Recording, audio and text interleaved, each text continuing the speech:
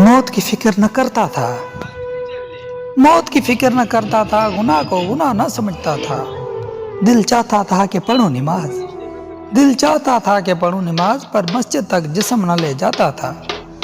दुनिया की रौनक में मगन था, दुनिया की रौनक में मगन था, वक्त दोस्ती में बर्बाद करता था। पर एक दिन अचानक अंधेरा छा गया, पर एक दिन अचानक अंधेरा छा गया। आंख खुली तो खुद को कब्र में पाया।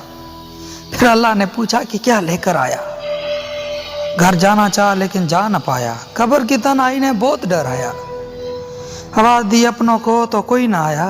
वक्त है संभल जा, वक्त है इंसान संभल जा।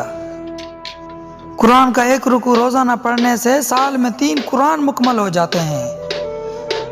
जब आप इस पैगाम को आगे भेजेंगे, जब आप इस पैगाम को आगे भेजेंगे तो शैतान आपको जरूर रोकेगा। यह सवालिया निशान है, देखते हैं कि आप क्या करते हैं।